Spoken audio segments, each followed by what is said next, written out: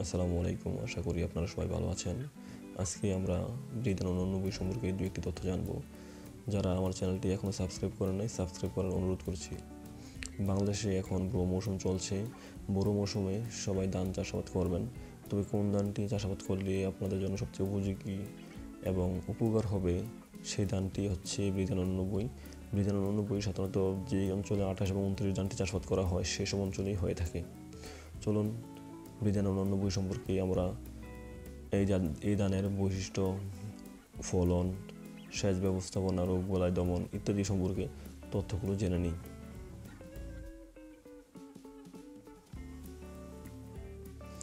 ব্রিদান 89 ধানের বৈশিষ্ট্য হচ্ছে এই ধানটির গড় উচ্চতা 106 সেন্টিমিটার হয়ে থাকে।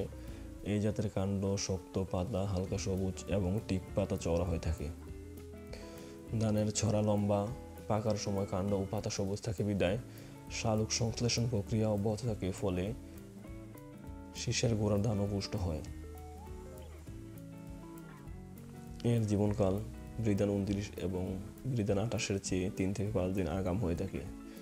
এই ধানটি বিভিন্ন গবেষণা করে দেখা গেছে এবং ওজন মাপ দিয়ে দেখা গেছে যে 1000টি পুষ্ট ধানের ওজন প্রায় 24.4 গ্রাম হয়ে থাকে। এই ধানের অ্যামাইলুজ এর পরিমাণ 28.5%। চালের আকার আকৃতি মাঝারি চিকন, রান্নার পর বাদ 1.4 গুণ লম্বা হয়ে থাকে। বাদ জর্জরে ও খেতে খুবই সুস্বাদু।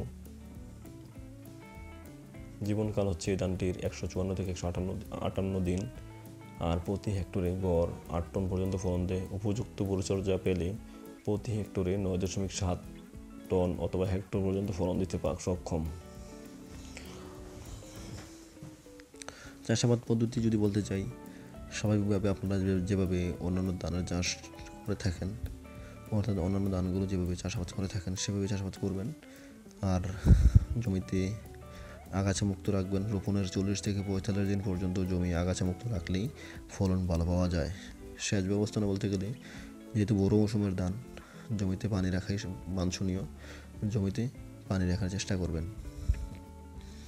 আর এই ধানের সম্পর্কে যদি আরও কথা বলতে চাই, সেক্ষেত্রে আমরা জানি যে ব্রিদান 28-29 হচ্ছে বাংলাদেশের সারা দেশ জুড়েই হয়ে থাকে এবং পুরো উৎপাদনের সিংহভাগই আসে ব্রিদান 28-29 থেকে। তবে 2 যুগের বেশি পুরনো এসব জাতের উৎপাদনশীলতা দিন দিন কমছে। অন্যদিকে বাড়ছে নতুন নতুন রোগবালাইয়ের প্রকোপ।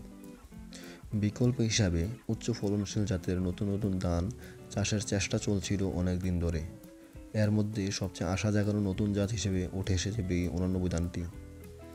পুরনো জাতগুলোর তুলনায় অনেক বেশি ফলন দিচ্ছে এই ধান। এই ধানের ভাত খেতে খুবই সুস্বাদু। উচ্চ ফলনশীল এই জাত উদ্ভাবন করে এবার যৌথভাবে গবেষণা ক্যাটাগরিতে 21 পদক পেয়েছেন গাজীপুরের বাংলাদেশ ধান গবেষণা ইনস্টিটিউটের 3 কৃষি বিজ্ঞানী। তারা হলেন মোহাম্মদ এনামুল হক, শাহনাজ সুলতানা ও জান্নাতুল ফেরদৌস।